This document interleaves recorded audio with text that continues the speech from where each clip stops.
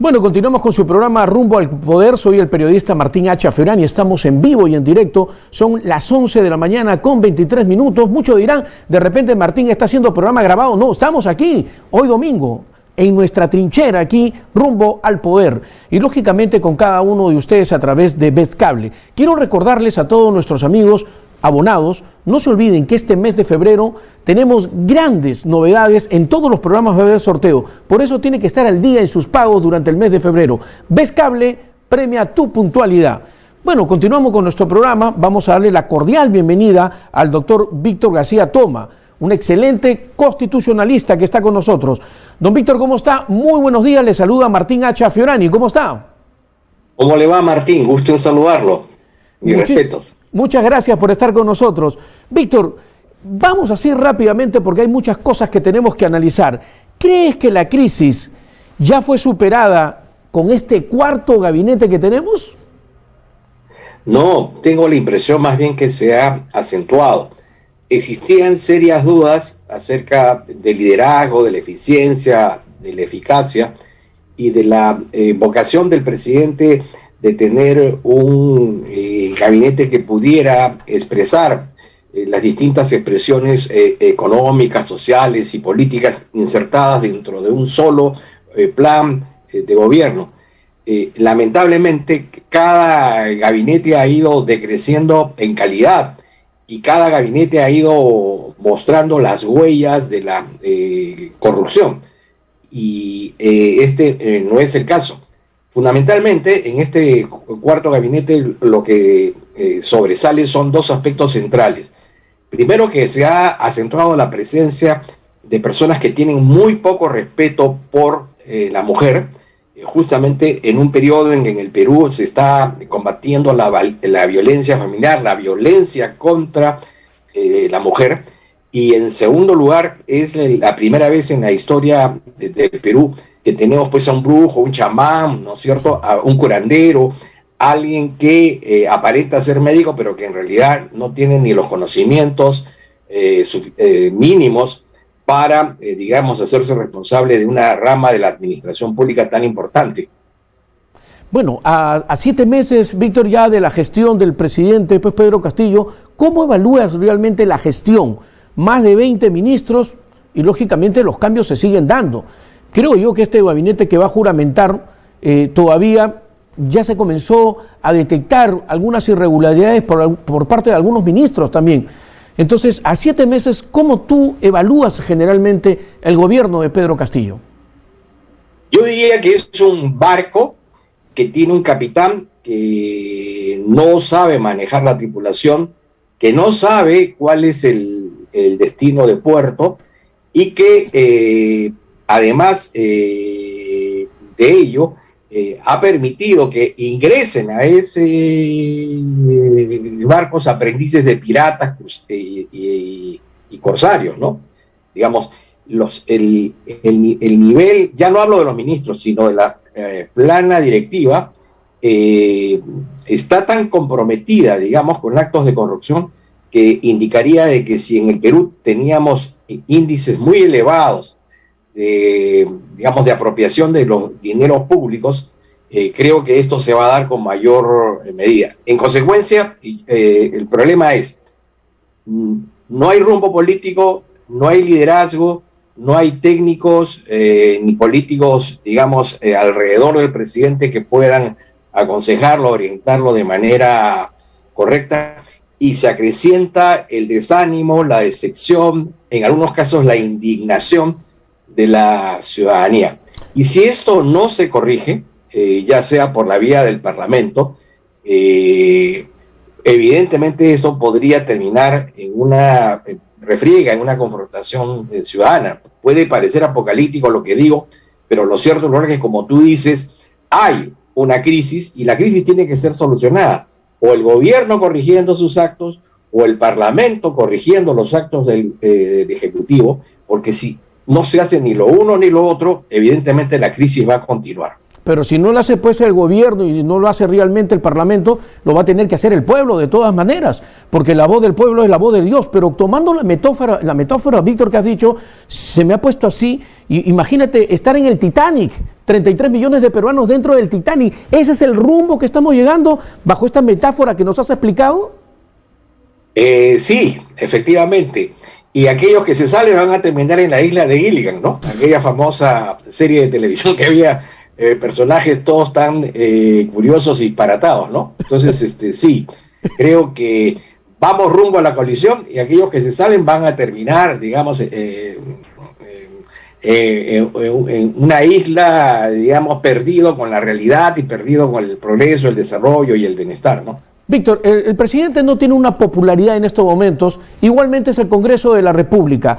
¿Cuál es tu opinión cuando el Congreso dice va a eliminar el voto de confianza? El voto de confianza, cuando realmente eso quiere decir que puede venir mañana cualquier persona, puede ser premier, y simplemente el presidente va a dar el visto bueno, el check, ya está. Entonces, ¿tú crees que debería de eliminarse el voto de confianza? Lo que pasa es que el voto de confianza obligatorio fue introducido en la Constitución del año 1993 por, digamos, la facción de mayoría, que era una facción fujimorista, que lo que pretendía era, de alguna manera, justificar, digamos, el cambio de Constitución. Y entonces se les ocurrió que como esto funcionaba muy bien en Inglaterra, en Italia, ¿no?, etcétera, etcétera, eso podría ser útil para el Perú. Lo que pasa es que esa institución forma parte del modelo parlamentarista, no del modelo presidencialista. En el Perú, el presidente es jefe de Estado y jefe de gobierno, y el presidente del Consejo de Ministros es su primer vocero cuando el presidente lo permite, es el coordinador del gabinete y punto, ¿no? Él no conduce, él no dirige, él no maneja las riendas del Poder Ejecutivo. Entonces, cuando se le envía al Congreso, él no está llevando su plan. El plan es el que el presidente ha establecido, ha impuesto, ha coordinado, pero finalmente es el que ha determinado, ¿no? Entonces, es una figura que no es útil. Y además distiende, porque así como hay en estos momentos un serio conflicto que puede derivarse en una guerra con Ucrania y Rusia, igualmente aquí existen armas en el Ejecutivo y armas en el Legislativo, que en el caso de activarse una lleva a la otra. Entonces, para desactivar esta situación de armas nucleares constitucionales, yo creo que el Congreso hace bien en retirar del ordenamiento constitucional la institución de la cuestión de confianza obligatoria, con lo cual genera la posibilidad de tener un clima más distendido y menos amenazador entre uno y otro. Eso no impide que si hay malos ministros, como por ejemplo, puedo citar nombres, porque hay que ser prácticos, el ministro de Salud, el ministro de Energía y Minas, el ministro de Justicia, el ministro de Transportes, ¿no? Por ejemplo, esos son 4, esos ya deberían estar interpelados y censurados. No tienen ningún derecho a colocarse un fajín y dirigir una repartición del Estado peruano, ¿no?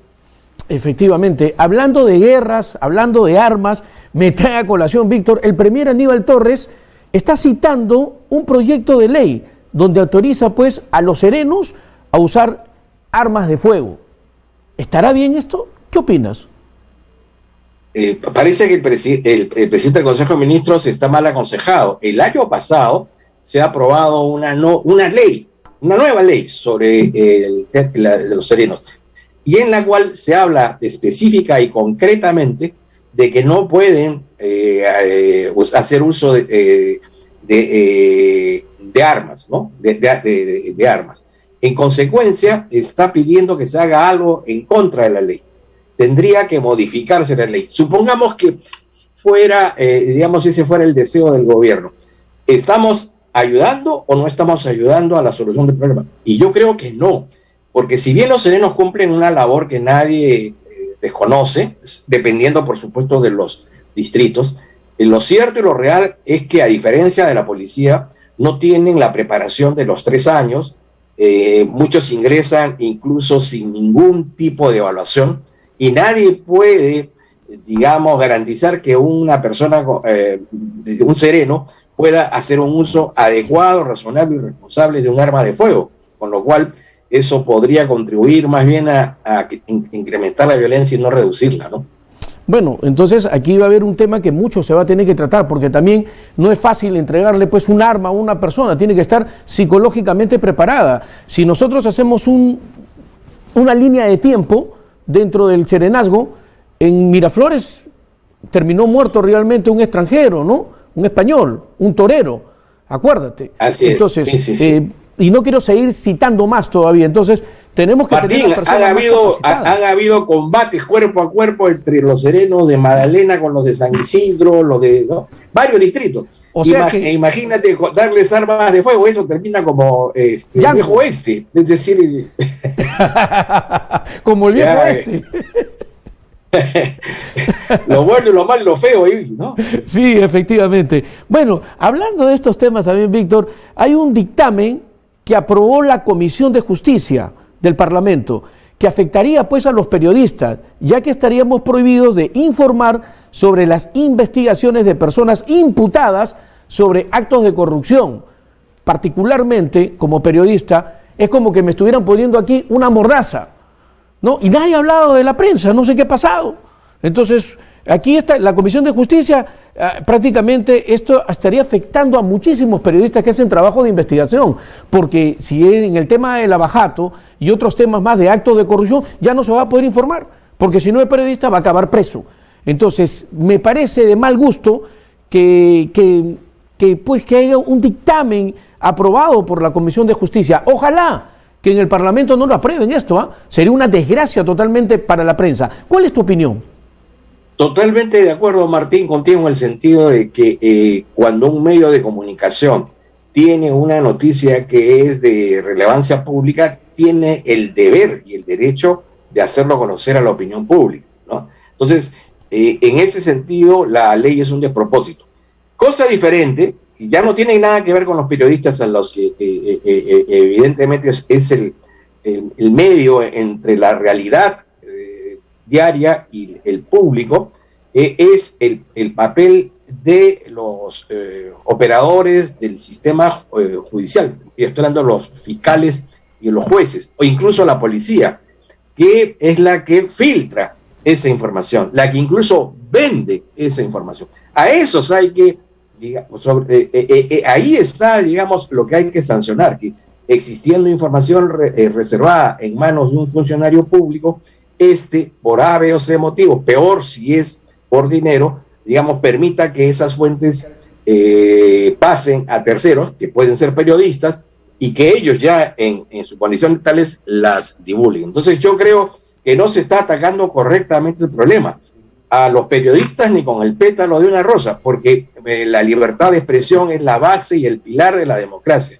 Para los que cometen incorrecciones funcionales, sí, hay que buscar mecanismos internos en el propio Ministerio Público y en el Poder Judicial para que esas situaciones de filtración no se deriven, no se generen. Claro. Víctor, tú lo sabes perfectamente que tengo años pues en el periodismo. Yo amo esta profesión.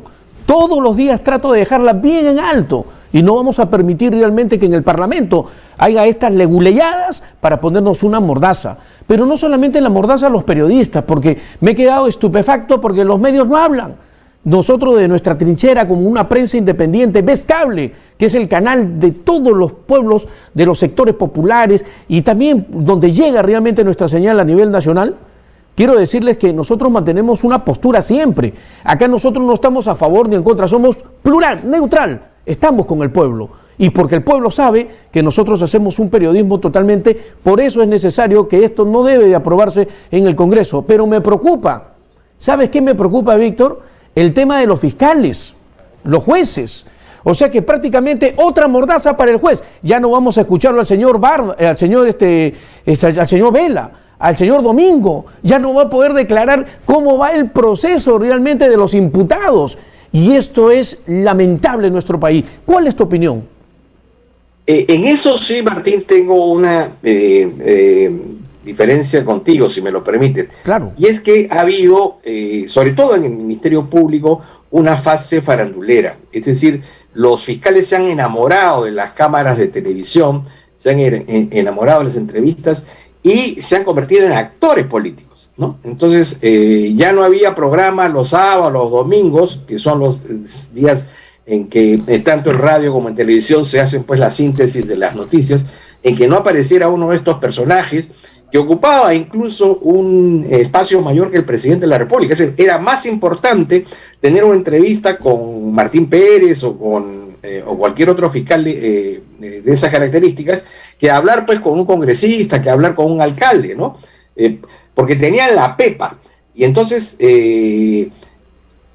incluso ha habido el caso, tú te debes acordar, Martín, que en estas actuaciones, en estas diligencias que se hicieron en el Brasil, se transmitió la audiencia en directo, y era que el fiscal había colocado su teléfono para que fuera divulgada una audiencia pues que era reservada, ¿no? Lo que pasa es que este señor se había puesto de acuerdo con el IDL, y esa información se divulgaba en directo, ¿no? En vivo y en directo. Entonces esas situaciones tienen que ser corregidas, ¿no? Hay que apoyar la lucha que están haciendo los fiscales correctos con la delincuencia. Hay que darles todos los instrumentos y todos los apoyos, pero también pedirles ponderación y mesura y olvidarse que ellos son fiscales, ¿no? Y nada de luces, cámara y acción, porque eso es para los actores, para los artistas, ¿no? Bueno, el tiempo nos está ganando, lamentablemente. Le voy a pedir al equipo de producción, por favor, a nuestro productor, el señor Aquiles Guerrero, un minutito nada más, un segundito, una última pregunta. No quiero que se quede porque es importante esta pregunta. Yo te pregunto, Víctor, realmente, la última pregunta, por favor, del programa, ¿ya? El presidente Castillo, terminando su mandato, ¿tú crees que termine preso? Hay dos cosas. La primera pregunta es, ¿terminará el señor Castillo su mandato? Y la segunda es, yo creo que después de la culminación de su mandato, ya está en suspenso una investigación fiscal. Yo creo que con la recolección de los datos que hoy se tiene, el señor Castillo no se va a librar por lo menos de varios procesos judiciales, ¿no? Ok, muchísimas gracias. Procesos judiciales va a tener, de todas maneras, ¿no? Perfecto. Muchas gracias, Víctor, por haber estado con nosotros. Que tengas un excelente domingo con toda la familia. Gracias. Un fuerte abrazo. Martín, muchas gracias por la atención.